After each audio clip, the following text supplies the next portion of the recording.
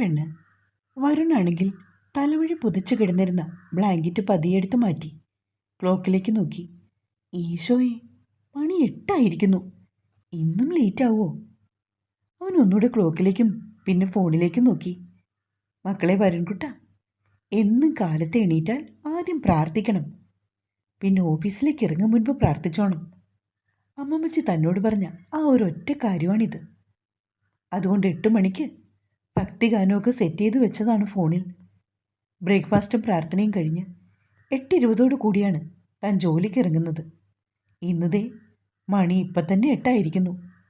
എല്ലാത്തിനും കാരണം ആ ജോയിച്ചനുകളാണ്. തണ്ണിവണ്ടി കാരണമാണ് താൻ ഇന്ന് ലേറ്റായത്. മൂപ്പരാണെങ്കിൽ ഒരു ഫുൾ അടിച്ച് തീർത്തപ്പോൾ ഈ പാവം താൻ ഒരു ബിയർ അടിച്ചതിന് പകരം തനിക്കൊരു നൂറ്റാണ്ടത്തെ ചരിത്രമാണ് കേൾക്കേണ്ടി വന്നത്. ബാത്റൂമിൽ ഓടിപ്പോയി എല്ലാം ചടപടയെന്ന് നിർവഹിച്ചിട്ട് അവൻ വേഗം റെഡിയായി. പെട്ടെന്നാണ് ഫോൺ റിങ് ചെയ്തത്. ഹലോ, ആ മമ്മി, ഇറ്റ്സ് ടു ലേറ്റ്. എന്താ വിളിച്ചത് പറയേ? മോനെ, ആ പ്രൊപ്പോസൽ കാര്യം വല്ലതും അവൻ പറഞ്ഞോടാ? ആ, ബെസ്റ്റ്. ഇന്നലെ രാത്രി 11:30 അങ്കിൾ പോയപ്പോൾ ഡ്രൈവർ താങ്ങി പിടിച്ചോണ്ട് പോയി. അപ്പോഴാണൊരു പ്രൊപ്പോസൽ. ശരി ശരി, മമ്മി ഒരു കാര്യം ചെയ്യും, ഞാൻ വൈകിട്ട് വിളിക്കാം. ഡാ മോനെ, ഓഫീസിൽ ചെന്നിട്ട് വിളിക്കാൻ നോക്കണേ, വെക്കുവാ. Okay mummy. അവൻ ലേറ്റായിപ്പോയി, വൈകിട്ട് വിളിക്കാമെന്ന് പറഞ്ഞു. മമ്മിയാണെങ്കിൽ അമ്മമ്മച്ചിയോട് പറയുന്നത് കേട്ടുകൊണ്ട് അവൻ കോൾ കട്ട് ചെയ്തു. കാര്യം പെണ്ണ് കെട്ടുവാണെങ്കിൽ സുഖമാടാ, അതും ലണ്ടനിൽ നേഴ്സ്. ഒന്നും അറിയണ്ട. സൂസൻ്റെ മാസാമാസം പൈസ അയച്ചു തരുന്നത് കൊണ്ട് ഞാനിങ്ങനെ ജീവിച്ചു പോന്നു. വീടും പുരയിടും നോക്കുവാനെന്ന് പറഞ്ഞ് ഞാൻ ചുറ്റി നടക്കുമല്ലേ. അങ്കിൾ പറഞ്ഞത് ഓർത്തുകൊണ്ട് അവൻ വീടിൻ്റെ ഡോർ ലോക്ക് ചെയ്തു. താഴത്തെ നിലയിൽ ഒരു ഫാമിലിയുണ്ട്. ഒരു പട്ടരും ഭാര്യയും. ISRO ജോലിക്കാരാണ് അവർ രണ്ടാളും. ഒരു മകളുള്ളത് പുറത്തെവിടെയുമാണ് പഠിക്കുന്നത്. തൻ്റെ കാറ് സ്റ്റാർട്ട് ചെയ്തുകൊണ്ട് അവൻ പോക്കറ്റ് റോഡിലേക്ക് ഇറങ്ങി. ഇവനാണ് നമ്മുടെ വരുൺ. വരുൺ മാത്യു കൊട്ടാരത്തിൽ. ഡാ മച്ചു, അവിടെ നിന്നേ. ഓഫീസിലേക്ക് വേഗത്തിൽ ഓടിക്കയറി വരുവാണ് വരുൺ. പെട്ടെന്നാണ് പിന്നിൽ നിന്നും ശ്രീനി വിളിച്ചത്. ഡാ ഇന്നും ലേറ്റാണ്, പിന്നെ കാണാം. അവനെ നോക്കി പറഞ്ഞുകൊണ്ട് തിരിയുകയും ഒരു പെൺകുട്ടിയുമായി ഒറ്റയിടിയായിരുന്നു.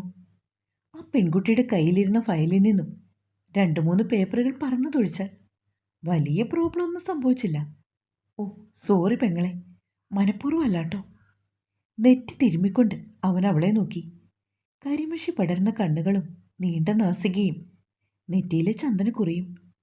ഇതൊക്കെ പോരാഞ്ഞിട്ട് അവളിൽ നിന്നുതിർന്നു വന്ന പനിനീരിൻ്റെ സുഗന്ധം. ഒറ്റ നോട്ടത്തിൽ തന്നെ അവന് അവളെ ബോധിച്ചു. ഏത് നശിച്ച നിമിഷത്തിലാണോ പെങ്ങളെന്ന് വിളിച്ചതെന്ന് അവനോർത്തു. ഒരു പേപ്പർ അവനും കൂടി കുനിഞ്ഞെടുക്കുന്നു. It's okay. അവൾ നടന്നു പോയപ്പോൾ ഒന്നുകൂടി അവൻ തിരിഞ്ഞു നോക്കി. നീണ്ട മുടിയിലെ തുളസിക്കതിർ കാണുമ്പോൾ അറിയാം ഒരു നാട്ടുപുറത്തുകാരിയാണെന്ന്.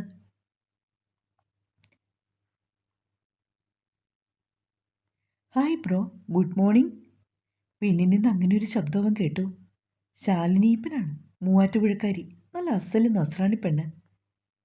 എനിക്ക് കൂടുതൽ പെങ്ങന്മാർ ഇപ്പം തന്നെ ഉണ്ട്. സോ എനിക്ക് നിൻ്റെ ബ്രോയാകാൻ ഇത്തിരി ബുദ്ധിമുട്ടുണ്ട് എന്നും അവളോട് അങ്ങനെ പറയുന്നതാണ്. ബട്ട് നൗ അവൻ്റെ മൈൻഡ് ഫുൾ ബ്ലാങ്കാണ്. ഹേയ് വരുൺ, താൻ ഇന്നും ലേറ്റാണോ? കുറച്ച് ലേറ്റായി പെങ്ങളെ, പിന്നെ കാണാം. അതും പറഞ്ഞവൻ നടന്നു നീങ്ങിയപ്പോൾ അവളൊന്ന് ശങ്കിച്ചു. എന്നും അവനിത്തിരി പഞ്ചാര അടിക്കുന്നതാണ്. തന്നെയുമല്ല, അവൾക്കൊരു നോട്ടവും ഉണ്ട് മച്ചാനോട്. അവൻ വേഗം തന്നെ തൻ്റെ സീറ്റിൽ പോയി നിലയുറപ്പിച്ചു. ഡാ എന്താ ലേറ്റായത്? അടുത്ത ചെയറിലെ സേതുനാഥ് ചോദിച്ചു.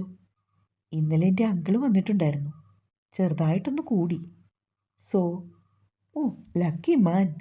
നമുക്കും ഉണ്ട് മാമനും ചിറ്റപ്പനും ഒക്കെ. ബട്ട് ഒറ്റൊരെണ്ണം തുള്ളി പോലും വായിലേക്ക് വെക്കില്ല. പക്ക ഡീസൻ്റാണ്. സേതുനാഥ് പുലമ്പി. സാരമില്ല, നമുക്ക് ഈ ആഴ്ച തന്നെ ഇതിന് പരിഹാരം കാണാം. എങ്ങനെ? സേതുവിൻ്റെ കണ്ണു മിഴിഞ്ഞു. എൻ്റെ അങ്കിളിനെ നിൻ്റെ ഫ്ലാറ്റിലേക്ക് വിടാം. ഡാ ലാസ്റ്റ് വന്ന് നിൻ്റെ ഒപ്പം കാറി വന്നിയ പുള്ളിയാണോടാ? ശബരീഷ് ചേറി നിന്നു ഒന്ന് തിരിഞ്ഞു. കറക്റ്റ്, നീയെന്ന് കണ്ടില്ലേ? അത് തന്നെ, മൈ തണ്ണി അങ്കിൾ. ഡാ ശബരി, ആളെങ്ങനെ? നമ്മുടെ കൂടെ കട്ടയ്ക്ക് നിൽക്കുവോടാ? കട്ടയ്ക്കല്ല, കട്ടപ്പുറത്താണ്. നമ്മുടെ യാത്രക്കാരുടെ ശ്രദ്ധിക്കുന്ന മൂവിയിലെ ശ്രീനിവാസം പോലെ ഒരെണ്ണം. ശബരി ചിരിച്ചു. കടവുളെ കാപ്പാത്തുങ്കോ. സേതുനാഥ് മുകളിലേക്ക് നോക്കി. കമ്പ്യൂട്ടറിൽ ഓരോരോ വർക്കുകൾ ചെയ്യുമ്പോഴും നമ്മുടെ നായകൻ്റെ മനസ്സിൽ നിറയെ ആ പെൺകുട്ടിയായിരുന്നു. എന്തൊരു ഐശ്വര്യം തുളുമ്പുന്ന മുഖമാണ്, ശാലീനത നിറഞ്ഞ സൗന്ദര്യം. പല പെൺകുട്ടികളെയും കണ്ടിട്ടുണ്ടെങ്കിലും ഈ ഒരഴക്, ഇതൊന്നു വേറെയാണ്. ബ്രേക്ക് ടൈമിൽ ഒന്നുകൂടി അവളെ കണ്ടുപിടിക്കാൻ ശ്രമം നടത്തിയെങ്കിലും ഫലമൊന്നും ഉണ്ടായില്ല. റിസപ്ഷനിൽ ചെന്ന് മീരയെ ഒന്ന് ട്യൂൺ ചെയ്ത് നോക്കിയതാണ്. ഇന്ന് തന്നെ ഇവിടെ 20ഓളം പെൺകുട്ടികൾ ജോയിൻ ചെയ്തിട്ടുണ്ട്. അതിലാരാണ് തൻ്റെ ഫ്രണ്ടിൻ്റെ കസിൻ? മീര, ആക്ച്വലി ഞങ്ങളെല്ലാവരും അവളെ വിളിക്കുന്നത് കുഞ്ഞിക്കളി എന്നാണ്. സത്യം പറഞ്ഞാൽ ഒഫീഷ്യൽ ഞാൻ മറന്നുപോയി. തൻ്റെ അപ്പൻ്റെ നമ്പർ ഇങ്ങോട്ട് താ, ഞാൻ വിളിച്ചു പറയാം. മകന് കെട്ടുപ്രായം കഴിഞ്ഞു എന്ന്. ഓ, ഇപ്പം അങ്ങനായോ? ഇതാണ് നിന്റെ കുഴപ്പം. ഏതെങ്കിലും ഒരു പെങ്കൊച്ചിൻ്റെ പേര് ചോദിച്ചാൽ ഉടനെ തന്നെ കല്യാണാലോചനയായി. ഡി പെണ്ണെ, പണ്ട് ഞാൻ ഒരുപാട് കോലുമിഠായിയൊക്കെ മേടിച്ചു കൊടുത്ത കൊച്ചാ. അവളാണോ ഇതെന്നറിയാൻ വന്നതാ. ടീനയ്ക്ക് കടലമിഠായി, മേഘനയ്ക്ക് ജീരകമിഠായി, ഫാത്തിമയ്ക്ക് നാരങ്ങ മിഠായി. അവൻ നടന്നുപോയതും മീര ഉറക്കെ വിളിച്ചു പറഞ്ഞു, നിനക്ക് വേണോ? ഞാൻ കിൻഡർ ജോയ് മേടിച്ചു തരാം. ഒന്ന് പോടെ പോടെ. അവളെ നോക്കി ഒന്ന് ചിരിച്ചിട്ട് അവൻ ലിഫ്റ്റിൻ്റെ 3rd നമ്പറിൽ ക്ലിക്ക് ചെയ്തു. 11 നമ്മുടെ നായകൻ വരുൺ മാത്യു കൊട്ടാരത്തിൽ. ഒരു പാവം കോട്ടായംകാരൻ അച്ചായൻ. പ്രോപ്പർ സ്ഥലം കാഞ്ഞിരപ്പള്ളിയാണ്. ഈ IT കമ്പനിയിൽ ജോയിൻ ചെയ്തിട്ട് 2 വർഷമായി.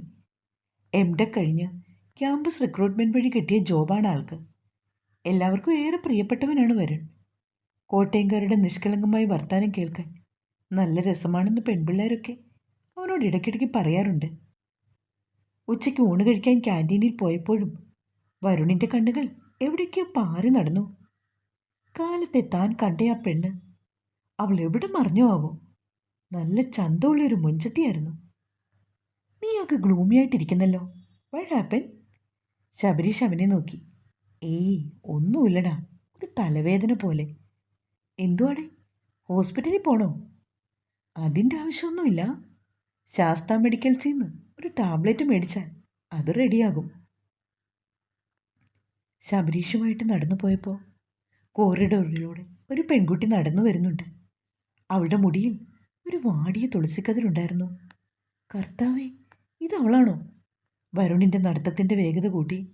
നീ എങ്ങോട്ടാ ഇത്രയ്ക്ക് ഫാസ്റ്റായിട്ട്? ഫാസ്റ്റായിട്ടോ? നിനക്ക് തോന്നുകടാ. അവൻ വീണ്ടും മുന്നോട്ട് നീങ്ങി. പെട്ടെന്ന് അവൾ പിന്തിരിഞ്ഞു.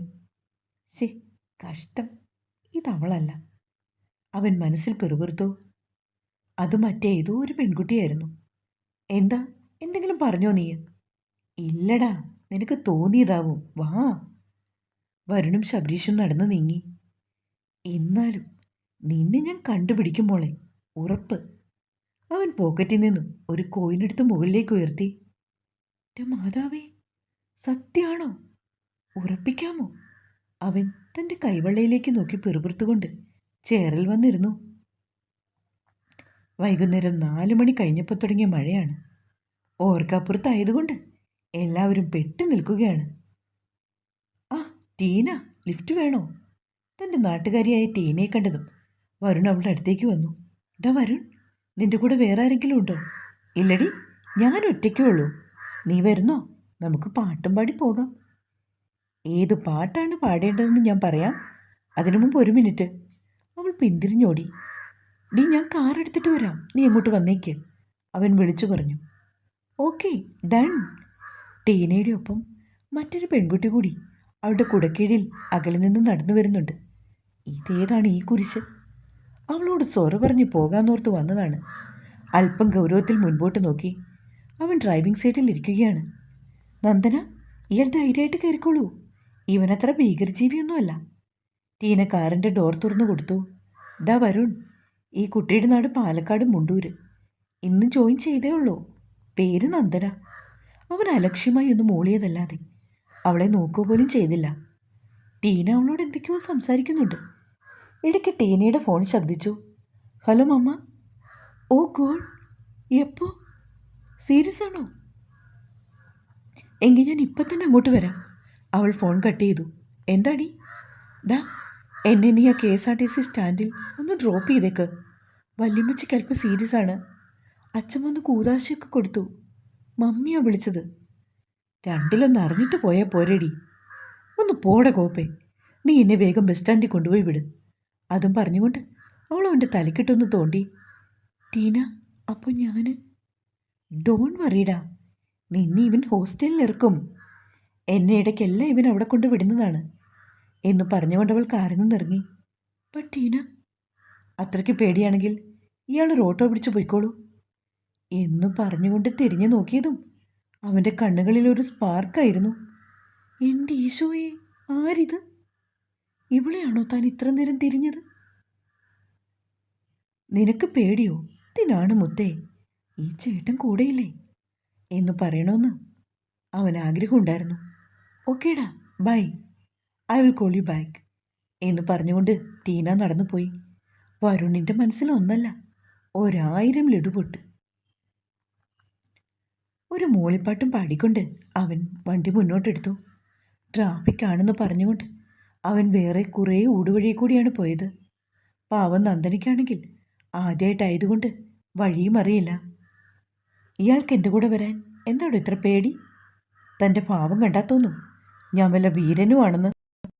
അങ്ങനൊന്നുമില്ല. ഹോസ്റ്റലിലേക്ക് ഒരുപാട് ദൂരമുണ്ടോ? ഓ ഇല്ല, ഏറിയാൽ ഒരു അരമണിക്കൂർ.